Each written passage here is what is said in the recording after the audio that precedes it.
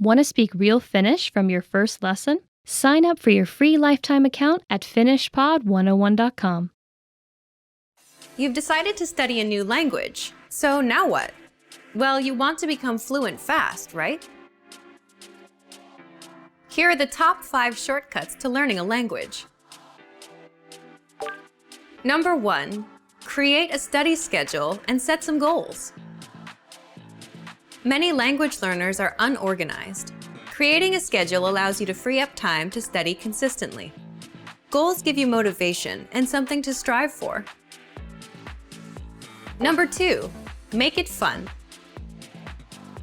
If you learn how to make your study time enjoyable, chances are you'll be more inclined to study. Watch a TV show with subtitles or listen to some music. Number 3, find a language partner. This is the best way to improve your conversation skills. It will help you gain fluency even faster and increase confidence when speaking. Number 4, use word lists to build up a solid vocabulary. This is a great way to build up your fluency, one word at a time.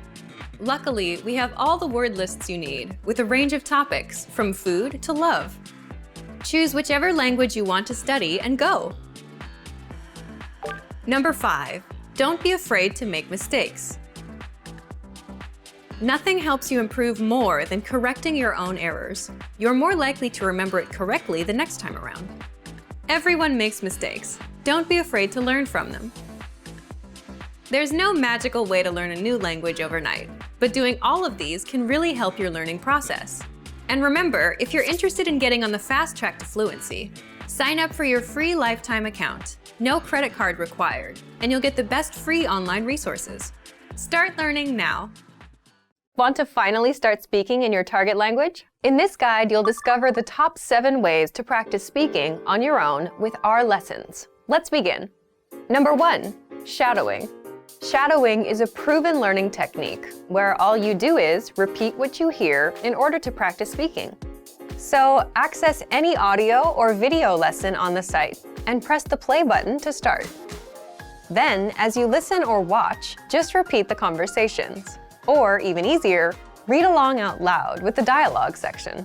The script is right there in front of you. With our lessons, you can master entire conversations, just like that. Number 2, read out loud. I just mentioned it, but reading out loud is another powerful tactic and deserves its own mention. With every lesson, you get written transcripts and translations.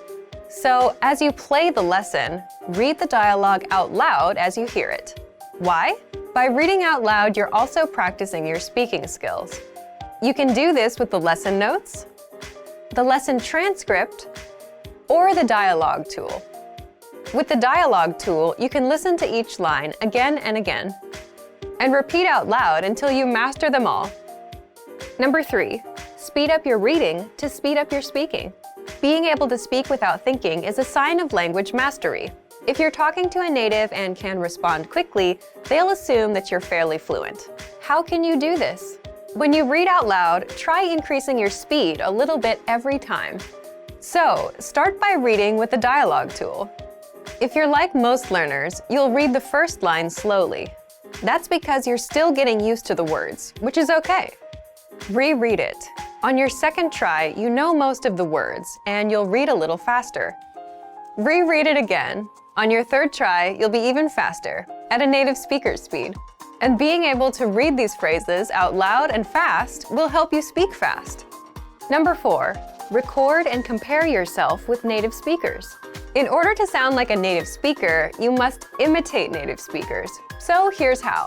Access the voice recorder, which is in the dialogue study tool in every lesson. Click on the microphone icon. Listen to the native speaker's audio, and then record yourself. You can then compare the 2 recordings side by side, and practice and try again and again until you perfect your pronunciation. Number 5, get feedback from our Premium Plus teacher. If you're learning by yourself and don't have access to real teachers, then you can always get feedback from our Premium Plus teachers. With the My Teacher tool, you can record yourself speaking and send the audio file to the teacher. They'll review it and tell you what to improve and how. That's it. Number 6. Level up your speaking with Premium Plus assignments. With Premium Plus, you can also get assignments that cover reading, writing, listening, and even speaking from your teacher. These assignments can be tailored to your goals and needs. You get a new one every week, or anytime you're ready for a new one. Number 7. Get even more lessons in the lesson library. If you want even more lessons on speaking and conversations, visit our lesson library and under Category, choose Conversation. You'll get all of the pathways and lessons that are focused on speaking. If you enjoyed these tips, hit the like button, share it with anyone who's trying to learn a language, and subscribe to our channel. We release new videos every week.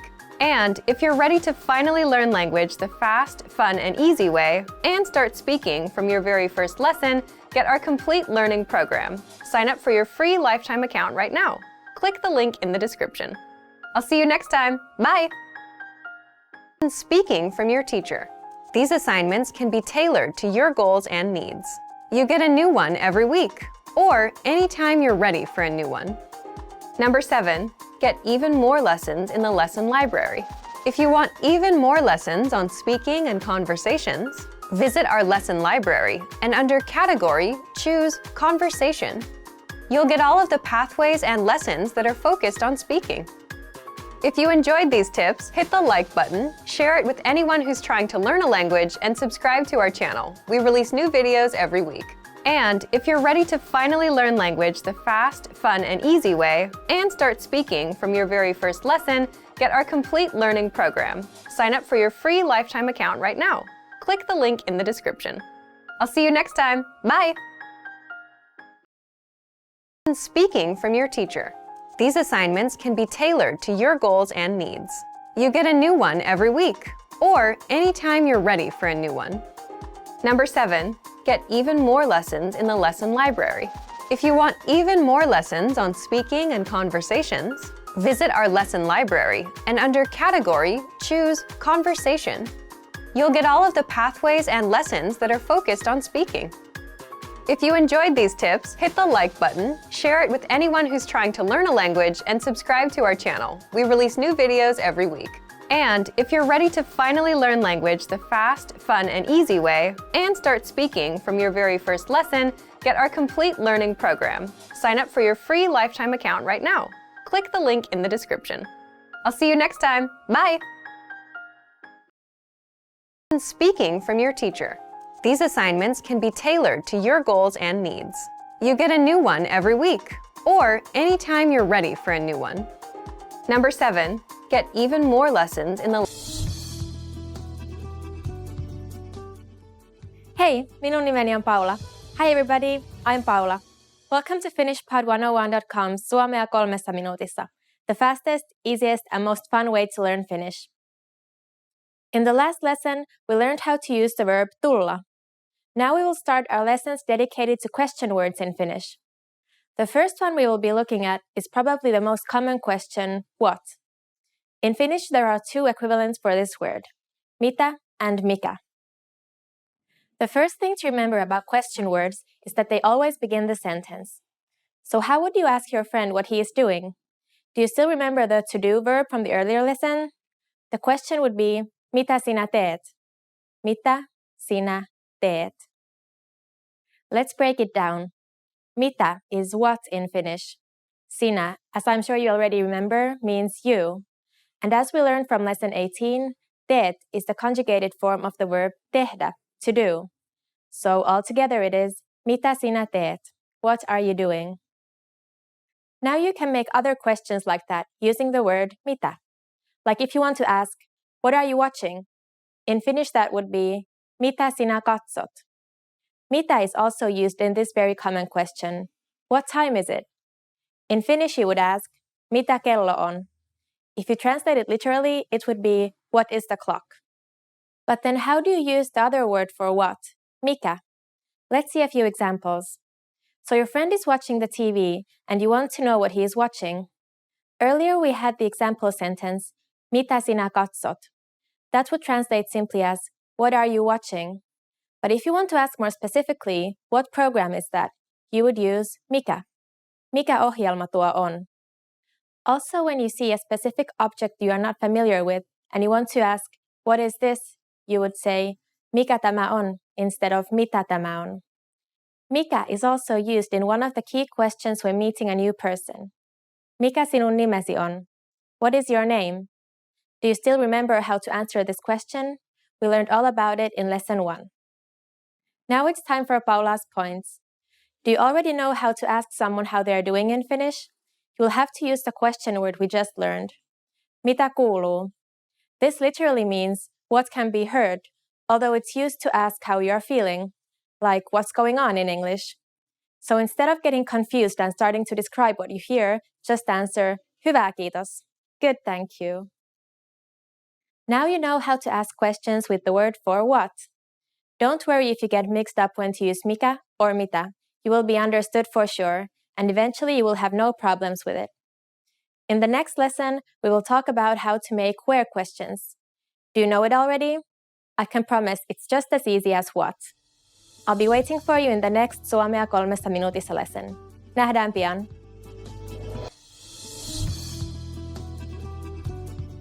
Hey, minun nimeni on Paula. Hi everybody, I'm Paula.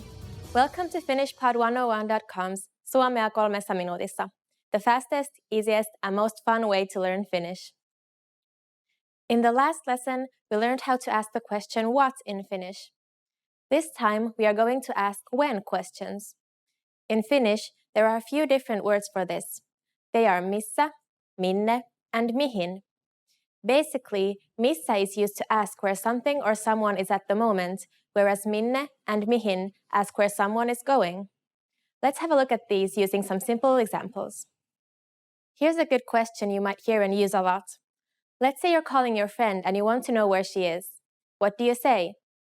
Missä sinä olet? Where are you?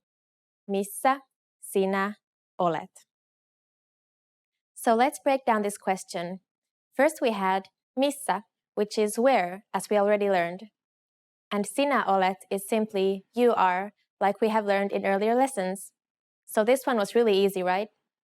Minne and mihin have the same meaning, which in English could be put as where to. In these questions, you can use either one of them. It doesn't make a difference. In these examples, I'll use the word minne, but it could be replaced by mihin just as easily. So let's look at some questions that feature minne. If you want to ask where you are going with your friends, you would just say, minne me menemme.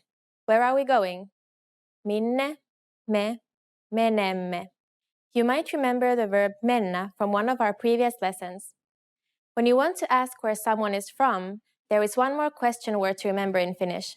Mistä? Mistä sinä olet kotoisin? Where are you from? Mistä sinä olet kotoisin? We practiced this one back in lesson 11. Do you remember? Now it's time for Paula's points. In addition to these question words we are learning now, there is another way to spot a question. It's the ending ko, which can be added to almost any word to make it a simple question. For example, if you want to make the statement, you drive a car into a question, you would ask, do you drive a car, right? In Finnish, the statement would be, sinä ajat autoa. And when made into a question with the ending ko, it would be, ajatko sinä autoa? You can put the ending on the word you want to emphasize, but remember the question word must come first. Therefore, if you want to emphasize the word you, as in, is it really you who is driving the car, you would change it to, sinäkö ajat autoa? Or if the ultimate question is that, is it really a car that you are driving, you would say, autoako sinä ajat? In this lesson, we learned the many different Finnish forms of the word where. Next time, we will keep asking questions. We'll be moving on to the word when in Finnish. Have you already guessed that it's also short and starts with the letter M? You'll find out if you're right in the next Suomea 3 minuutissa lesson. Nähdään pian! Hey, minun nimeni on Paula. Hi everybody, I'm Paula. Welcome to FinishPod101.com's Suomea 3 minuutissa, the fastest, easiest, and most fun way to learn Finnish. In the last lesson, we learned how to ask the question where in Finnish. This time, we're going to make when questions. Let's go! Aloitetaan! So let's imagine your friend is planning to visit your place and you would like to know when he is coming. You could ask him, milloin sinä tulet käymään? When will you come and visit? Milloin sinä tulet käymään? Let's break down this answer. First we had milloin, which is the question word when in Finnish. Sinä means you. Tulet käymään is the conjugated form of tulla käymään, which means to come and visit. You still remember the verb tulla from an earlier lesson, right? So altogether it's milloin sinä tulet käymään? When will you come and visit? So the basic translation for when would be milloin in Finnish. Like if you want to ask, when were you born? It would be milloin sinä olet syntynyt? Remember to always place the question word first in the sentence. There are also more specific ways to ask the question when.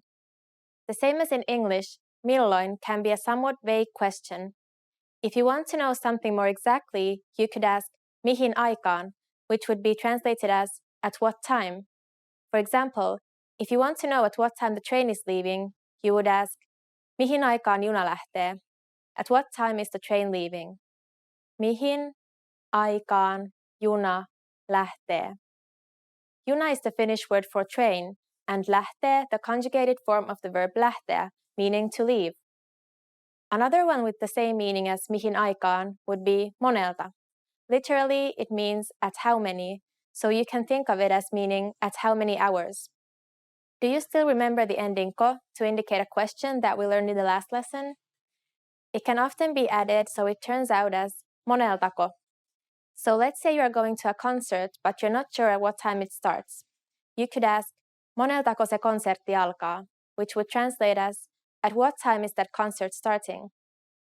If you want to ask a question about duration, such as, for how long have you been in Finland? You would say, miten kauan olet ollut Suomessa? So the expression, for how long, would be miten kauan or kuinka kauan, which means the same thing. Now let's say you want to meet a friend. How would you ask, when will we meet, in Finnish? You can actually use any of the question words milloin, mihin aikaan, or monelta to start with. For example, milloin me tapaamme? You start off with the question word milloin, then me, which means we. Here's a new verb, tavata, to meet. When conjugated with me, it becomes tapaamme. Milloin me tapaamme? When will we meet? If you want to be more specific about the year, month, or weekday, there is a slightly different way to ask. What year would be minä vuonna? For example, in the sentence, what year did you graduate? In Finnish, you would ask, minä vuonna sinä valmistuit? Or if you want to know about the month, it would be missä kuussa? Like in the sentence, which month were you born in? Missä kuussa sinä olet syntynyt? If you want to ask a friend on what day she is free, you would use the expression minä päivänä? Minä päivänä sinä olet vapaa? Now it's time for Paula's points. You probably remember the word for me is minä in Finnish. Were you wondering why it was used in the questions minä vuonna and minä päivänä? Actually, minä is also a conjugated form of the question word mikä, meaning what. So now we have learned how to correctly use the words for when. In the next lesson, we'll learn more about asking questions with who in Finnish. I'll be waiting for you in the next Suomea 3 minuutissa lesson. Nähdään pian!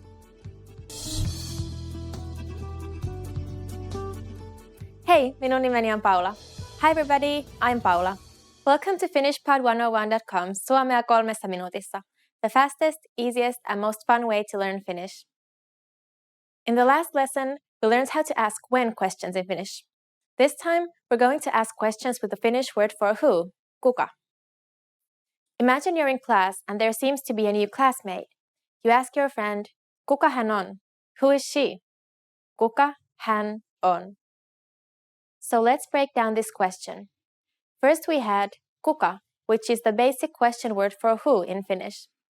Hän is the pronoun for he or she. As there is no gender used in the Finnish language, it can mean either. On is the conjugated form of the verb olla, to be, which we already learned in a previous lesson. Altogether, it is kuka hän on. So in Finnish, who is mainly translated as kuka. However, this can only be used in the singular, and in plural, it usually gets the form ketkä or keitä. For example, if you're browsing a photo album and want to ask who the people are, you would ask, keitä nämä ovat? Who are these? The question word kuka also conjugates in all different cases, both in the plural and the singular. In this lesson, we'll take a look at the most commonly used ones. Kuka only works for people, so you can't use it to ask about objects. When talking about animals, you usually use mikä. However, kuka is sometimes used when talking about a loved pet. Kuka can also be used to ask who did something. For example, kuka ohjasi tämän elokuvan? This means who directed this movie. Another form of kuka that's used when you want to know who owns something is kenen. In this case, the meaning is whose. So if you want to ask, whose cell phone is this? You will have to say, kenen kännykkä tämä on? If we break down this question, it is kenen, which is whose, kännykkä, which is cell phone, and then we have tämä, which simply means this. And finally, on, which is the conjugated form of the verb olla, to be.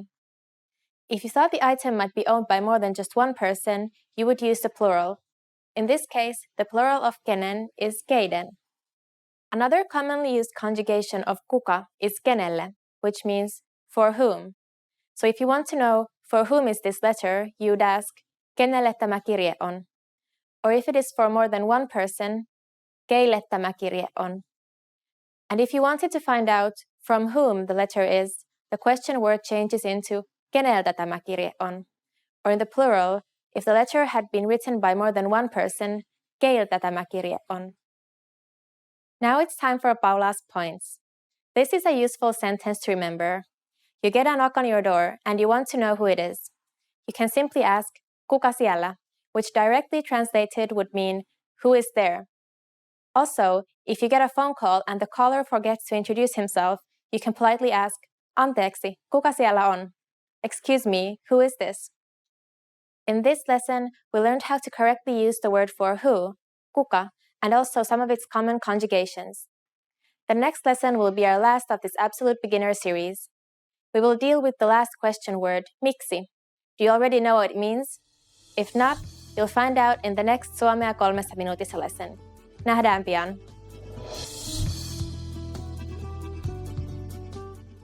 Hey, minun nimeni on Paula. Hi everybody, I'm Paula. Welcome to FinishPod101.com's Suomea 3 minuutissa, the fastest, easiest, and most fun way to learn Finnish. In the last lesson, we learned how to ask questions with who in Finnish. In this last lesson, we are going to ask why questions. So imagine it's already midnight, you can't sleep, and you decide to call your friend. He will probably want to know why you are still awake and ask you, miksi sinä olet vielä hereillä? Why are you still awake? Miksi sinä olet vielä hereillä? So let's break down this question. First we had miksi, which is the basic question word why in Finnish. Sinä, as I'm sure you already know, is you. Olet is the conjugated form of olla, to be. Vielä means still, and hereillä, used together with the verb olla, means to be awake. Altogether, it is miksi sinä olet vielä hereillä? Why are you still awake? So in Finnish, miksi is the translation for why, and it's used to ask the reason for something. For example, if you skipped school, your teacher would ask, why were you absent? In Finnish, that would be, miksi olit poissa koulusta? Olla poissa basically means to be away, and koulusta is from school. Here, your teacher uses why in order to get an explanation. Let's look at some other uses for miksi. If your friend has a strong opinion about an issue and you want to know why, you could ask, miksi olet sitä mieltä? Why do you think so? Miksi olet sitä mieltä? Or if you're upset about unpleasant things always happening to you, you can say with a sigh, miksi aina minä? Why always me? Miksi aina minä? If you want to avoid giving a long explanation or simply don't know the reason, you can answer, minä en tiedä miksi. I don't know why. Now it's time for Paula's points. How about if you want to make it a negative, why not? The direct translation would be miksi ei, but because Finns love to make words shorter and easier, it becomes Miksei. This is a really commonly used expression. For example, after a long winter, people start complaining, miksei kevät jo tule? Why won't spring already come? And as we learned in lesson 14, the word ei also conjugates. So if you want to know, why don't you like him, it would turn into, mikset sinä pidä hänestä? As in English, why not can also have a positive meaning. For example, if you're invited to a party and after a moment of thinking you respond, sure, why not? In the same way, in Finnish you can just answer, miksei. This lesson is the last of this absolute beginner video series. Hopefully you will continue learning Finnish from here on too. To take your language ability to the next level, check out finishpod101.com, the fastest, easiest, and most fun way to learn Finnish. Nähdään taas! Hey everyone! Welcome to your monthly review, the monthly show on language learning, where you discover new learning strategies, motivational tips, new study tools, resources, and where we show off learners like you speaking the language. That is, if you're brave enough to participate and become language learning famous. All the materials mentioned in this video are available for you right now on our website. Click the link in the description to sign up for your free lifetime account and start speaking in minutes. Okay, today's topic is why your worst days are the best days to study. So, have you ever had a day where you planned on learning language and you just couldn't go through with it, even if learning a new language is your personal goal, something that you really want? Well, today you're going to learn 1, why these bad days happen, and 2, why you'll get your best work done on your worst days. Let's start. Why bad days happen with language learning. When I say bad days, I don't mean when you're too busy or when life gets in the way. These things are unavoidable. I mean days when you're just not in the mood. It's a perfectly good day, the sun is shining, no bad news, but you just can't get yourself to study. You're just wasting the day. So here's why they happen. First, it's the law of diminishing returns in action. What does this mean? Think of it as eating pizza every day for 5 days a week. On the first day, the first 2 slices are great, but by the third one, you're feeling queasy. It's not as good. And by the 5th day, you're sick of pizza. That's the law of diminishing returns, when the benefits start decreasing over time. And it happens with language learning. When you first start, you learn a lot of phrases and it feels good. You're excited. But as time goes on, you don't feel like you're learning much. And this affects your mood and motivation. So you're not as excited to learn anymore. So you start having bad days. Second, bad days happen because you overthink things and ruin it for yourself. It's like dreading going to the gym. Let's say you went yesterday. You have to go again today. So you're dreading it all day long. I gotta go again. You set yourself up for a bad mood and a bad day. Third, bad days are a natural part of the cycle. Some days will be good. Most days you'll feel indifferent. Some days will be bad. But that's completely natural, and anyone with long-term projects and goals feels the same. And fourth, you can't be on 100% of the time. So just like days can't always be good, you too can't always be on and ready to go all the time. Again, just a realistic and expected part of the journey. Now, let's jump into the second part. Why you'll get your best work done on your worst days. So, why will you get your best work done? First, it's not that bad once you start. Once you've spent 10 or 15 minutes learning a language, it's not so bad. People say the same thing about the gym. If you show up and put in a bit of time, it gets easier. Second, it's overcoming a mental barrier. What I mean is, when most of us have bad days, our brain automatically says, okay, can't be done today. Stop, we're done. But if you just work through it, you don't take these bad days so seriously anymore. And that means you're more likely to stick with your language learning goal. This brings us to the next point. Third, it's your best work because working on a bad day only strengthens your habit of language learning. Remember, habits are what will help you master a language over time. If you can stick to a habit on a bad day, your habit only gets stronger, and it will lead you to fluency. And finally, fourth, it just feels good to overcome something. Imagine you have a bad day, but you still put in 10 minutes of language learning. It's a real sense of achievement. And it doesn't matter if you do a 10-minute lesson or a 5-minute lesson. The fact that you made some progress on a bad day will give you the motivation you need to keep going. Now, speaking of lessons, Here are this month's new lessons and resources.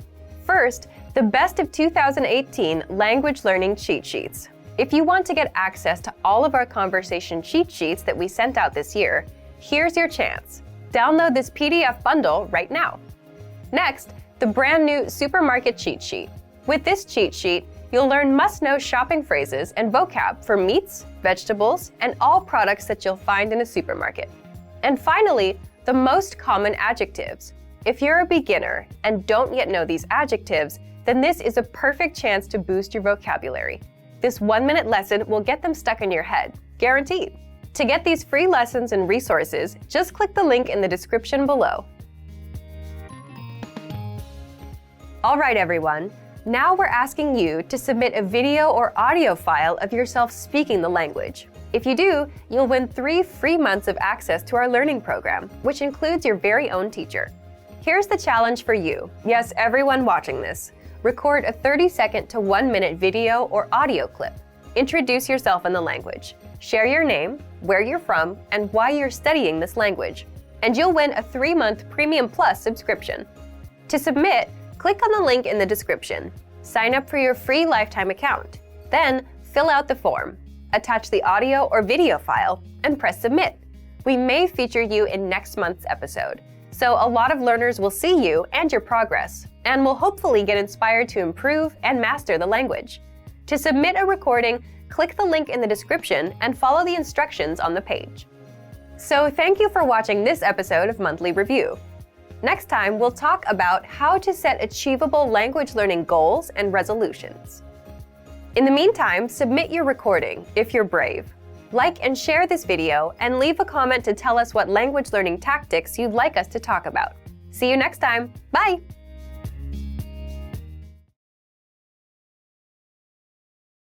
You probably already have language learning goals, but the real key to success is to make the right goals. In this video, I'll show you how, with 5 tips to stop wasting your time and start learning. Hi everyone, Alicia here. In this video, I'll teach you 5 tips to stop procrastinating and keep your motivation for learning a new language. Some of these are study methods, and some will be general ways that you can keep your study motivation up. While these tips are for studying a language, some of them are good for other things in your life too, such as new challenges or other types of goals. But before we start, don't forget to click the link in the description to get your bundle of PDF cheat sheets, including survival phrases, romantic lines, learning tips, absolutely free. Now, you probably already have some goals you're trying to achieve when it comes to your language learning progress. While achieving these goals is important, making sure you make the right goals is the real key to success. The very first tip is to set SMART goals. SMART is an acronym, meaning each letter in the word stands for another word. The earliest known reference to SMART goals was in an article written by George T. Doran for a 1981 issue of the Management Review academic journal. The acronym varies depending on its use, but each letter generally stands for some criterion that helps with effective goal setting. For our purposes, let's define SMART goals as follows. The S stands for specific. Your goals should target a specific area for improvement. Our natural tendency is to have a goal that's very general. If your goal isn't specific enough, you'll lack the focus and proper direction you need to achieve your goals. So S is for specific. M stands for measurable.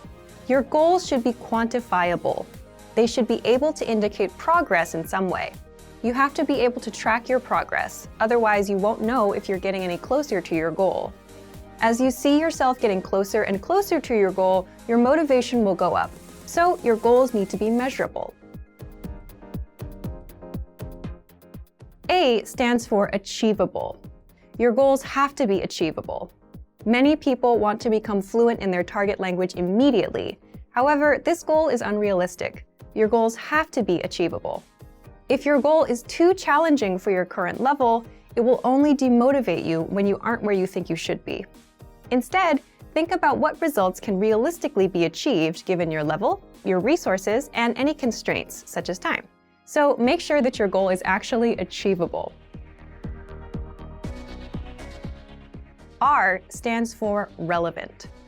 Your goals may be specific, they may be measurable, and they may be achievable, but are they actually relevant to what you want to achieve?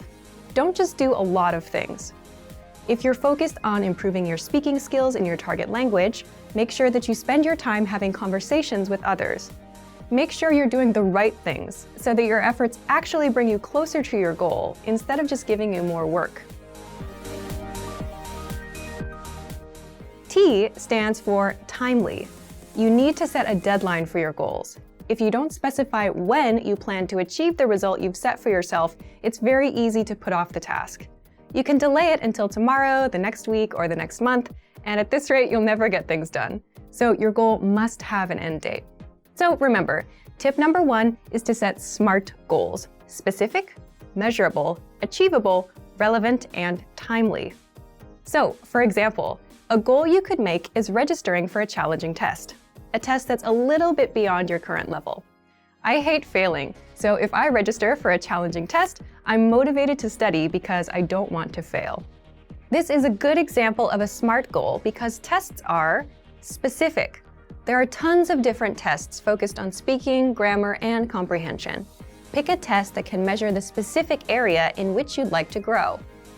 Measurable. Tests are measurable. Every test measures your performance to some degree. Whether it's a total count of right and wrong answers or a simple pass or fail, every test measures your performance. Tests are achievable. There's an important detail to remember here, though. Find a test that is achievable for you. If you're a beginner, then the most advanced test is probably not right for you. Find one that's meant for beginners. Then, after that one, work your way up to more advanced tests in the future. Tests are relevant. Most, if not all, language tests are designed to ensure that you're capable of performing to a set standard in your target language.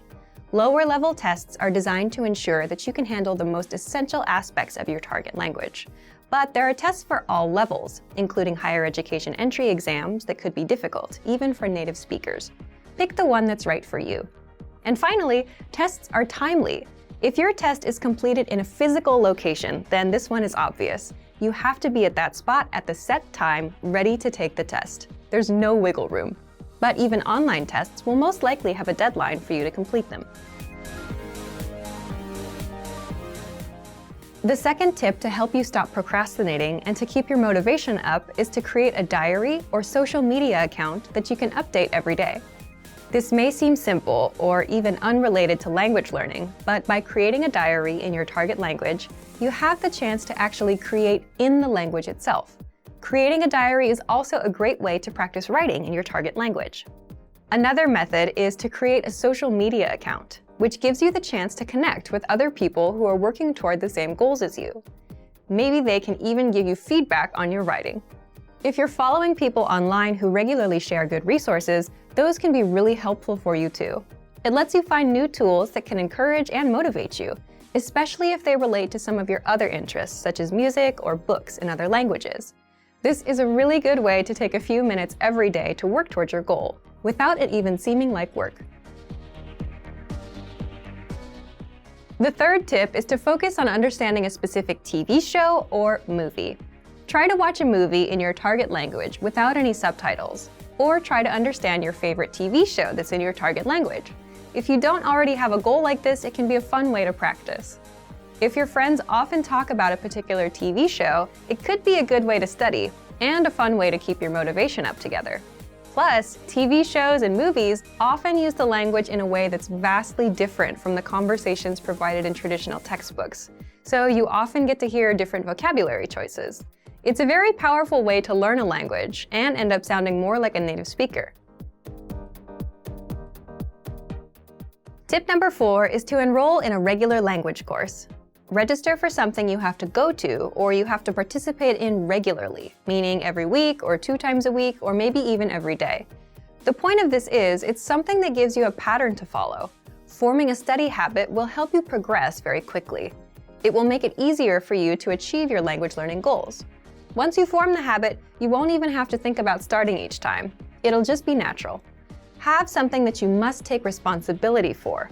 You'll be more motivated to continue if there are others, especially classmates or a teacher, watching you progress. Look for resources inside your community. And if there are no opportunities there, look for things digitally. You can find many of our videos on YouTube, on Facebook, and of course, our entire video and audio lesson library on our website.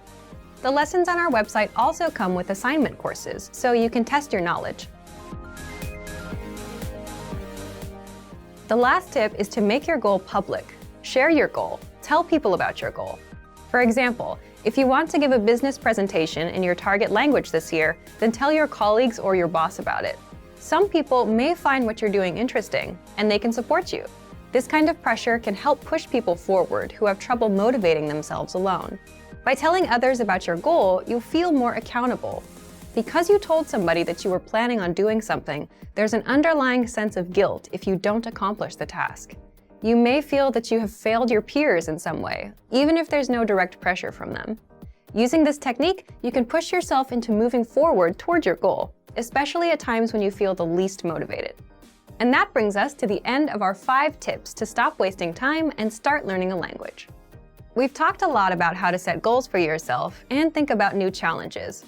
First, I told you about creating SMART goals. Remember, SMART goals are specific, measurable, achievable, relevant, and timely. Registering for a test is a great example of a SMART goal. Next, we talked about keeping a diary or social media account in your target language. Start doing it right now, even if you're still a beginner. Then, I suggested that you focus on understanding a specific TV show or movie. Pick something in your target language that you really love, because you may need to watch it over and over again until it all makes sense to you. And next, we talked about enrolling in a regular language course. This will give you something concrete that you must take responsibility for. Finally, make your goal public. Tell someone about your learning goals to keep you accountable for them. You're much less likely to abandon your studies if you have friends asking you about your progress. I hope that these are useful tips that you can use to reach your language learning goals. And before we go, let me remind you to download tons of free PDF lessons to learn the language the fast, fun, and easy way. Just click the link in the description. If you like this video, give us a thumbs up and share it with anyone who may find it useful. Do you have any good tips that you've used to help you reach your goals? Share them in the comments. Thanks very much for watching, and see you next time.